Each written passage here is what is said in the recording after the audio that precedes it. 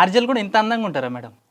ఎందుకు ఆర్జేలు అంటే చండాలంగా ఉంటేనే అలా వర్క్ చేయాలని ఏమన్నా అంటే కొంతమంది వాయిస్ బాగుంటే ఫేస్ బాగుండదు, ఫేస్ బాగుంటే వాయిస్ బాగుండదు, కానీ మీరు అన్ని విధాలుగా బాగున్నారు మేడం. స్టార్ట్ చేశాడు. But anyways thanks for the compliment. So ma'am మీరు చూడడానికి ఇంత అందంగా ఉన్నారు కదా, సో సినిమాలో హీరోయిన్గా కాకుండా ఆర్జేగా ఎందుకు చేశారు? అందంగా ఉన్న వాళ్ళందరూ హీరోయిన్లు అయిపోవాలంటే కుదరదు కదా. It's not about the beauty. Acting is something, act చేయడం రావాలి, ఎక్స్ప్రెషన్స్, ఫీలింగ్స్, ఆ ఇంట్రెస్ట్ ఉండాలి. So I never thought like నేను అటు సైడ్ వెళ్ళాలి అని అనుకోలేదు. ఓకే. సో మేము ఇంట్లో ఫ్యామిలీ మెంబర్స్ ఎంతమంది ఉంటారు? ప్రెసెంట్ అయితే నేను, మమ్మీ, చెల్లి. ఓకే. సో ఆర్జేగా చేయాలని ఎందుకు అనిపించింది మ్యామ్? లైక్ ఒకప్పుడు మేము ఎఫ్ఎంలో ఉంటుంటే నిజంగా వీళ్ళు ఎఫ్ఎంలో ఉంటారా అని కొన్ని డౌట్స్ వస్తుండే నాకు నిజంగా, సీరియస్లీ. అప్పట్లో వీళ్ళు ఎఫ్ఎంలో అంటే దీంట్లోకి వీళ్ళు ఎలా చెప్తారు, దీని లోపల ఉంటారా వీళ్ళ వింత వింత డౌట్లు వచ్చేటివి.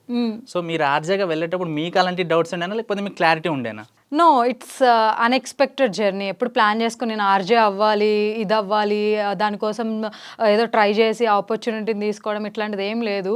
లైక్ మనకు ఉండే ఇబ్బందులు బట్టి ఏదో ఒక జాబ్ వెతుక్కునే ప్రాసెస్లో అలా అలా ఆడిషన్స్కి వెళ్ళి అలా I went to the RJ అనే ఒక కాన్సెప్ట్లోకి వెళ్ళాను అనమాట. సో ఎలా అనిపించింది మనం ఆర్జేగా ఉన్నప్పుడు? చాలా చాలా చాలా బాగుంటుంది. ఇప్పుడు వీజే అనుకోండి, ఫేస్ టు ఫేస్ చూస్తాం క్వశ్చన్స్, చార్జీలు అనుకోండి వాళ్ళకి కనిపించరు, మనం వాళ్ళకి కనిపించాం, కానీ ఏదో ఒకటి ఎంటర్టైన్ చేస్తూ ఉండాలి, అది చాలా heavy big task. Like VJ కన్నా ఆర్జే కష్టం అని చెప్తాను. ఎందుకంటే ఇప్పుడు మనం కనిపించేటప్పుడు మన ఫేస్ ఎక్స్ప్రెషన్స్ లేకపోతే మనం వేసుకునే బట్టలో హ్యాండ్ మూమెంట్స్ బట్టి డిస్ట్రాక్ట్ చేయొచ్చు ఆడియన్స్ని.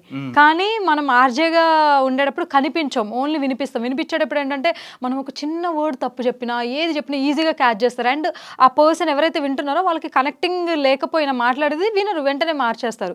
సో చూస్తూ లైక్ ఉండడం అంటే బాగానే ఉంటుంది, కానీ వింటూ కనెక్ట్ అయి ఉండడం అనేది కాంప్లికేటెడ్. అది ఆ గ్రిప్ ఉండాలి. చలో మేడం, మీకు వచ్చిన టాస్క్ ఇస్తా. అమ్మా, మాట్లాడండి అని అంటారా? చాలా రోజులు అబ్బో, ఇట్స్ బీన్ నాకు కూడా లాంగ్. లైక్ నేను ప్రెసెంట్ ఆర్జేగా చేయట్లేదు కదా, ఇట్స్ ఓకే. బట్ చేయట్లేదు, బట్ ఓకే, ఎందుకంటే వినాలనిపిస్తుంది. లైవ్ లో ఫుల్ వర్షం పడుతుంది, ఆ వర్షంలో కార్లో వెళ్తున్నాం, ఈవినింగ్ టైం. సో ఆ మూమెంట్ లో ఏం చేస్తే బాగుంటది, ఏ సాంగ్ వింటే బాగుంటది, ఒక్కసారి మా కోసం చేసి చూపి. ఇది చాలా పెద్ద కాంప్లికేటెడ్ టాస్క్ ఏం కాదు, బట్ ఓకే.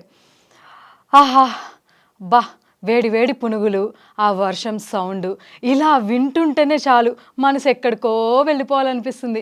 హలో, మీరు వింటున్నారు మన రేడియో, మన సంగీతం, మన సంస్కృతి. సో ప్రస్తుతానికి నేను మీ ఆర్జే అమల వర్షంలో తడుస్తూ మీకు ఒక అద్భుతమైన పాటని వినిపించబోతున్నాను. కానీ దానికన్నా ముందు మీకు ఎప్పుడన్నా అనిపించిందా, ఆ వర్షం పడిన ప్రతిసారి ఆ వేడి వేడి పునుగులే ఎందుకు తినాలనిపిస్తుంది, వేడి వేడి బజ్జీలే ఎందుకు తినాలనిపిస్తుంది, చల్లగా ఐస్ క్రీమ్ ఎందుకు తినకూడదు?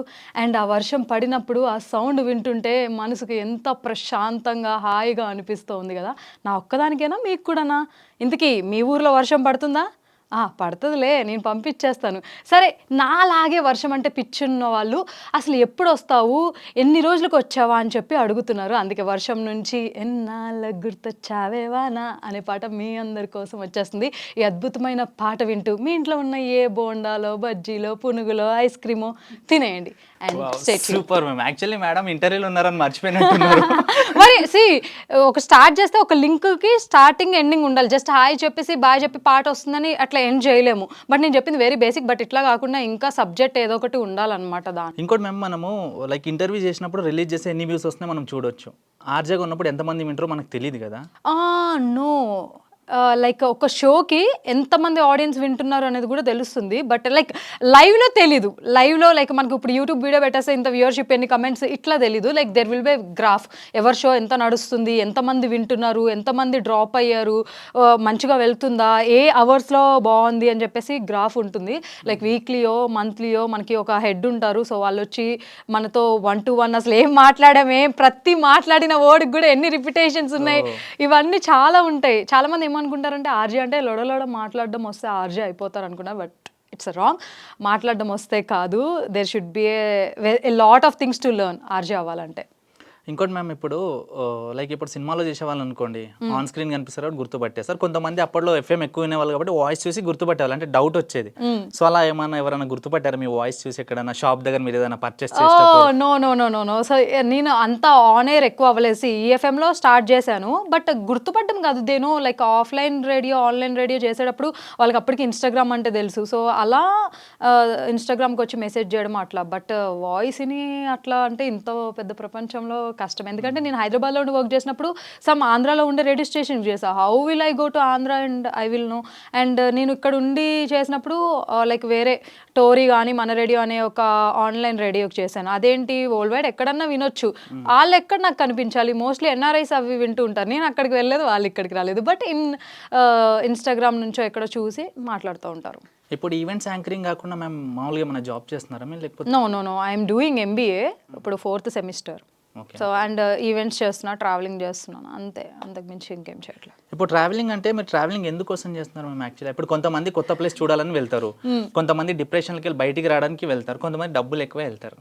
సో మీరు ఎందుకు వెళ్తున్నారు? నేను కొత్తగా చూసుకోవడానికి వెళ్తున్నాను, ఆ నేచర్ని నేర్పించే లెసన్ని తెలుసుకోవడానికి వెళ్తున్నాను, ఇంత అద్భుతమైన భూమిని నా కళ్ళతో చూసి ఆస్వాదించడానికి వెళ్తున్నాను. ఇప్పుడు మీరు చేసే వీడియోస్కి చాలా మంది లవ్ ఫెయిల్యూర్స్ కామెంట్స్ పెడుతున్నారు.